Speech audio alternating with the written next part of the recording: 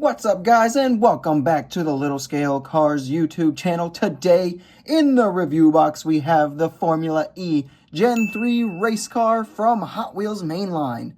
Now this is an all new for 2024 casting. Hot Wheels did previously do the Gen 2 car. This is the Gen 3, so let's see if this one is worth adding to your collections. So as always, let's get things started with our casting.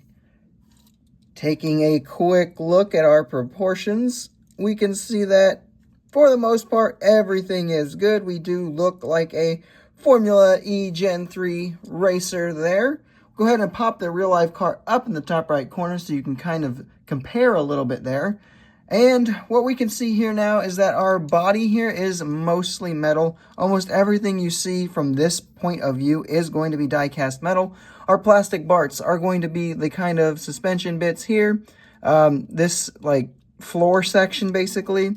And then the driver is plastic, and this part immediately behind the driver is also plastic right there. Coming into the back here, this diffuser is all going to be plastic. It's going to be a piece of the base. And then this little actual like metal, or this thing right here that's usually got like some sort of light on the back of it, that is actually casted in. That's a piece of the metal. So that's very cool to see.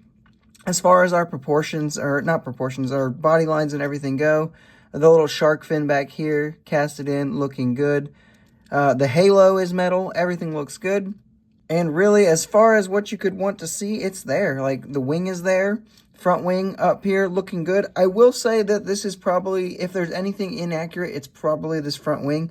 I think it should be a little bit shorter. So, like, bring in this a little bit shorter this way and a little bit taller, like, this way.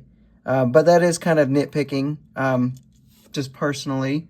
Paint and deco. So what did we get for our first release here? We got the generic Formula E kind of show deco, test deco, whatever you want to call it, which is what they did for the Gen 2 car as well. But I don't think it was the best choice. I think it was the obvious choice. I don't think there was any chance we were getting this casting released in any other deco for its initial release. But I think that this is one that the Hot Wheels could have passed on if Formula E didn't demand it, which obviously I think they did. But later on, I'm sure we'll get some real teams just like we did with the Gen 2 car. Moving into our details. So again, just like with the Lotus from the last review, this one's going to be a little bit tough to really review the detailing of, since we don't have headlights, taillights, or anything like that, being a race car. What we do have, though, is a Formula E logo right up front, looking good. And then we've got, in the back here, we do not have any kind of reflector or anything like that.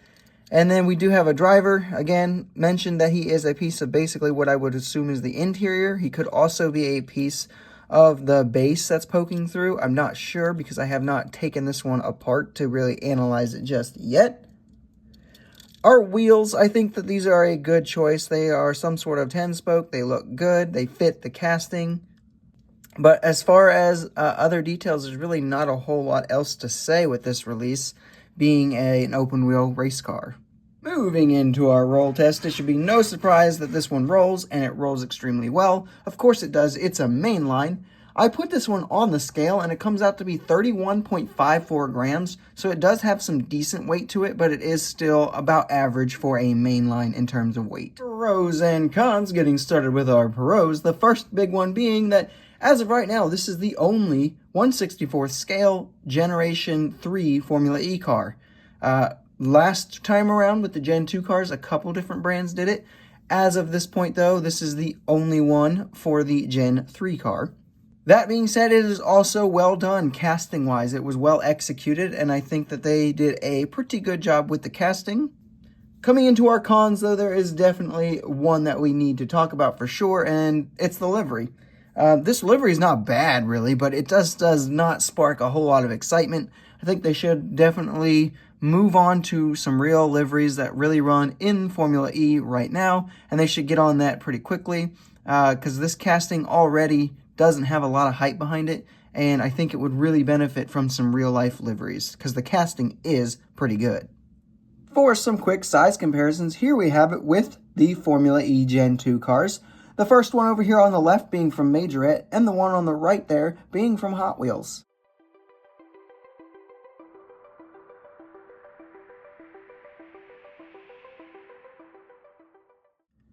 And here we have it with some other race cars that you might have in your collection, with the recently reviewed Lotus Type 49 from Hot Wheels and the Lotus Type 78 from Mini GT.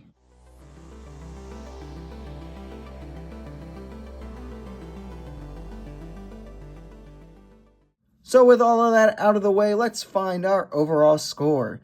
The hype level for this one, I'm going to give it an 8.5 out of 10. There wasn't crazy excitement levels for this one. As a matter of fact, it was kind of hidden that it was even coming until people actually started opening L case, and boom, there it was. So 8.5 because it was still a little bit hard to find, and I have not seen a ton of them still to this day on the pegs. Execution, I'm going to give it a 9.7 out of 10. The livery is really the only thing dragging it down, and that's going to be just on this particular release, obviously. Community input, I gave this one to the council. Here are their scores. This is going to average out to be about an 8.1, and everyone's biggest gripes were typically the livery, or they just don't like Formula E. When we take these three scores, add them up and average them out, we are going to end up with an 8.77 out of 10.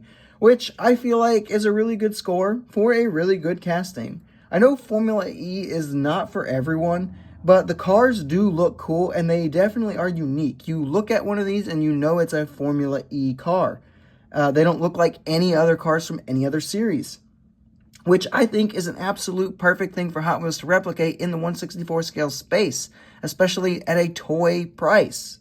That being said, though, while I think this is a casting you should definitely pick up because of how good it is and how well it replicates a very unique race car, I do think that this is a livery that you could pass up on and not really feel sad. Go ahead and see where the casting goes in the future and see if we can get some actual liveries like we did with the Gen 2 car. And with that, guys, that is all I have for this review. I hope you have enjoyed it. If you did, make sure you leave a like, subscribe if you are new, and leave a comment telling me what your thoughts are on this particular car. And I will see you in the next review.